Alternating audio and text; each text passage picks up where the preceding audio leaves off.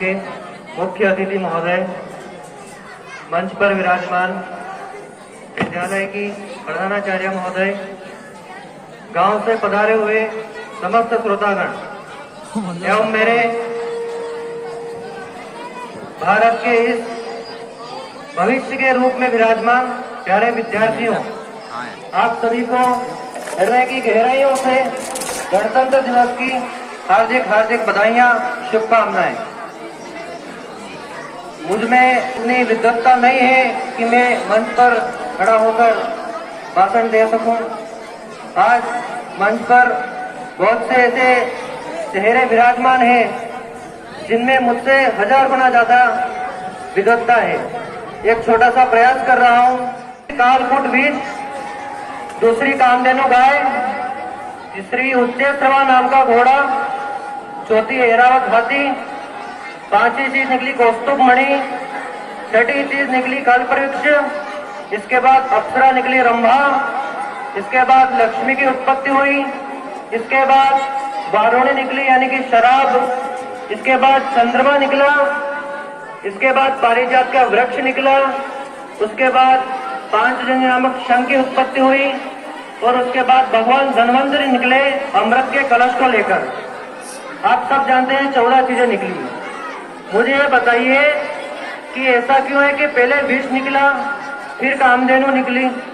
ऐसा भी तो हो सकता था पहले कामधेनु निकल आती, या फिर राक्षसों के लिए तो सबसे अच्छा है कि पहले शराब निकल आती तो पी पा के छुट्टी हो जाती उनकी। ऐसा भी हो सकता था कि नहीं हो सकता था?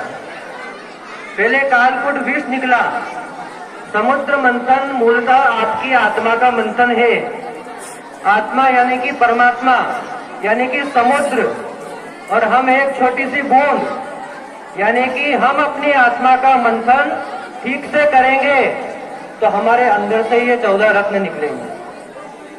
पहला रत्न है कालकूट विष, यानी कि आपने अपने जीवन के पथ में, जीवन की शुरुआत की यात्रा में जगत की निंदाओं का, जगत के अपमान का विष अगर पी लिया तो समझ लेना आपकी यात्रा प्रारंभ हो गई है। दूसरा रत्न था कामधेनु, यानी कि आपको अब प्रतिभा की कामधेनु मिलेगी।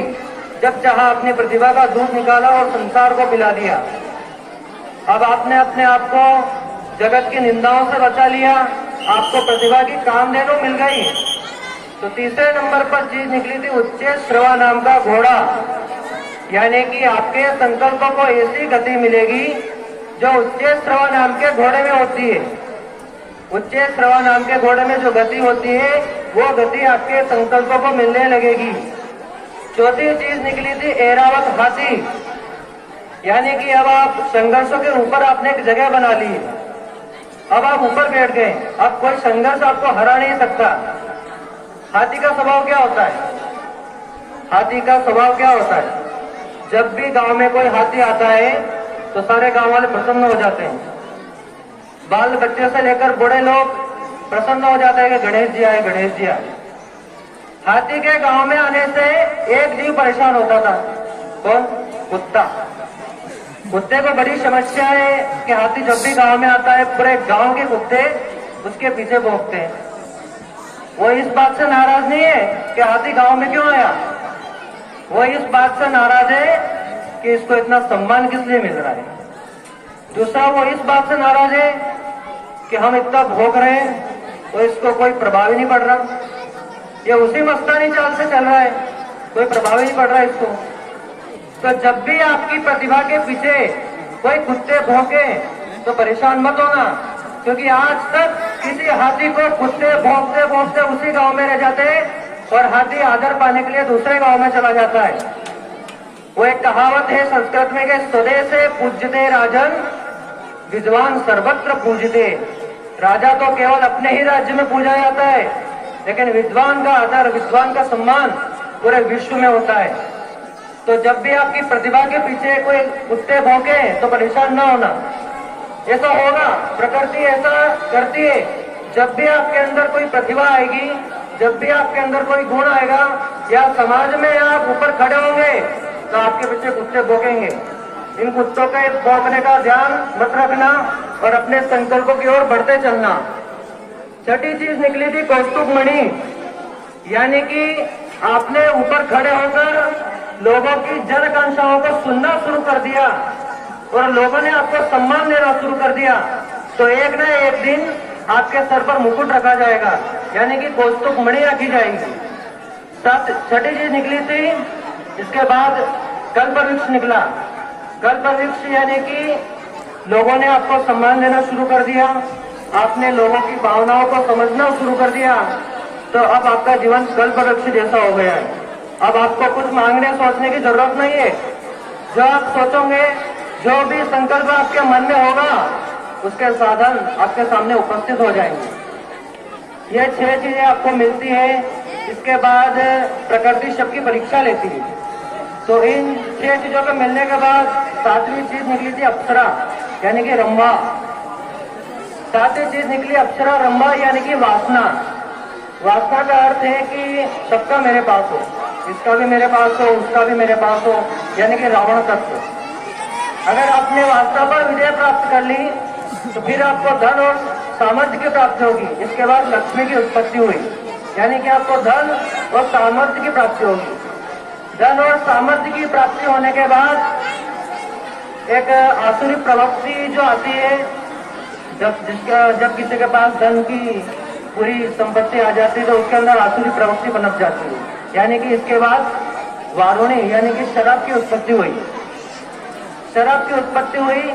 शराब की उत्पत्ति के बाद चंद्रमा निकला, यानी कि आपने 9वीं चीज यानी कि शराब पर विजय प्राप्त कर ली, तो 10वें नंबर पर चंद्रमा निकला, यानी कि अब आपके व्यवहार में शीतलता आएगी।